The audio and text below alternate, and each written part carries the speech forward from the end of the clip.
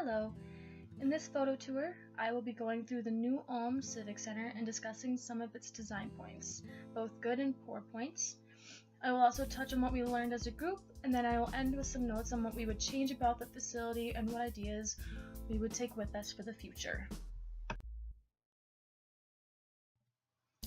Here is just some basic information about the Civic Center. It's located on North Franklin Street in New Ulm, Minnesota. They have some basic online information that can be found on the City of New Ulm website. Other than that, there's not really their own website with in detail information. Otherwise, their director of the center is Tom Schmitz. Some more general information about the facility includes that it has 2 sheets of ice, 1 regulation rink and 1 Olympic rink. The regulation size is 85 feet by 200 feet and seats about 300. The Olympic size is 100 feet by 200 feet with seating of 1,000. They have concessions, locker rooms, meeting rooms, which I'll mention more about as I move further. Here is an overview of the good design points that I'll be going into more detail about, including the viewing area on the 2nd level, large open and bright facility, there are 8 locker rooms, and we can consider it year-round.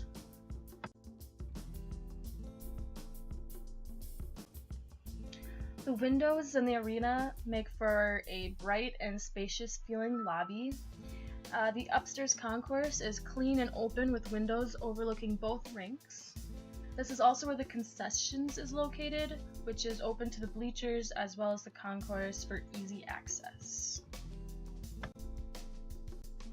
Here we have the entrance to the facility, which is very pretty. It is made up of large windows letting in lots of natural light. It makes for a very clean and open entrance that's easily accessible to the public and also very attractive to the public.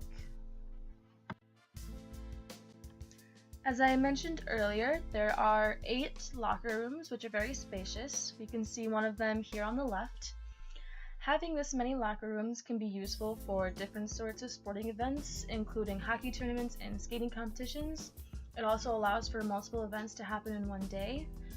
On the right, we get a better view of the ceilings where sound baffles through in the rinks, making for great acoustics, which creates a nice crowd atmosphere for hockey games. This is a view of the Olympic rink for on-ice activities, and it can be prepared for summer events by removing the ice. The Civic Center can host home shows, farm shows, graduations, gatherings, and much more during the off-season from hockey, while still having 1 sheet of ice for figure skating and hockey in the regulation rink. This allows for year-round revenue opportunities, which is very important to keeping the facility always up and running. A little bit more about the Olympic rink. It has 1 full side of wood seating. This is where the New Ulm Steel and New Ulm High School play hockey, as well as the figure skating club competitions and ice show due to its seating capacity. Here on the left, we have the regulation-sized rink, and on the right are the upstairs table area between the rinks that overlook the fairgrounds and the Olympic rink. The regulation rink consists of an upper-level balcony-type seating, as well as some high-top tables. This area is nice for attendees to warm up and socialize. It can also be rented out for events such as birthday parties and gatherings. The Civic Center is home to the New Ulm Steel junior hockey team, which is a good revenue source. They are able to have their signage throughout the facility and have one of their locker rooms customized with their team colors and cubbies for each player. In addition to the 8 locker rooms, they have a nice area inside the regulation-sized rink to put skates on, which is used by public skaters during open skate, as well as some of the figure skaters. This area also has bulletin boards for the Figure Skating Club and Youth Hockey Association to post their information. The rental skate area is located in the lobby. This contains all of the controls for the rink as well. The Civic Center provides a lot of public skate sessions and open hockey sessions, which creates multiple opportunities for affordable family fun.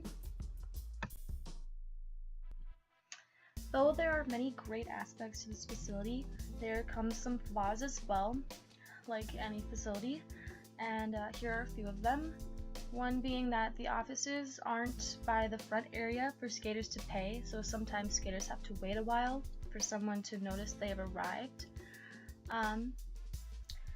Now I'll go into these other 3 points listed in the next couple slides.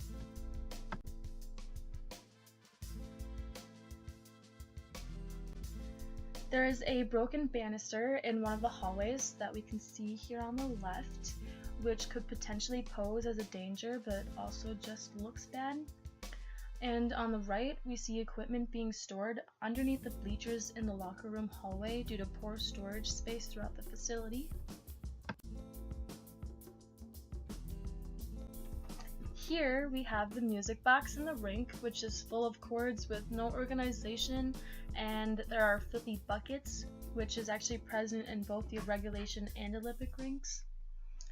Also, the hallways are very long and narrow that only allow one person to walk through, especially when hockey bags are involved that take up a lot of space. This causes walking traffic when people are trying to go both directions. After going through the facility and really noticing the different aspects, we learned that even the smallest of details are important when it comes to planning and running a large facility, such as storage room, overall organization, maintenance, and just the location of concessions, locker rooms, and bathrooms. Also, when designing a facility, the designers must take all people into consideration with how they construct their arena. This includes teams, players, fans, coaches, employees, and the general public. Since everybody has their own preferences and needs, it's important to meet everyone's needs as easily as possible.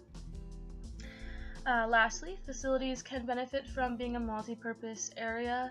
Having the opportunity for hosting multiple events can bring in a lot of money, publicity, and just overall community satisfaction. Based off of what we learned, here are a few things we would change. We would add more storage areas. We'd make the offices in the lobby instead of off to the side inside the rink for easier access purposes. We would consider adding a workout room for the teams and skaters so they don't have to do off-ice training in the hallway or lobby. And we would have wider hallways for players and their bags, as well as moving equipment. And we would try to provide showers and bathrooms in all of the locker rooms, since that might be something the players really need.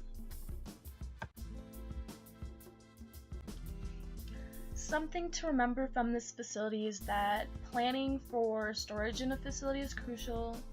You need to make sure there are designated areas to store things and to store different types of things. There are some things you don't want certain people to have access to, and like I said before, it's just very cluttered when there's different equipment in all different sorts of areas. And the biggest idea to take with us is the idea of being able to use the facility for multiple events, like home shows, as mentioned earlier, and the fact that it's just a really good way to keep making money in the off-season of hockey and skating, because it's very important to keep your facility running for maintenance purposes and just for revenue purposes.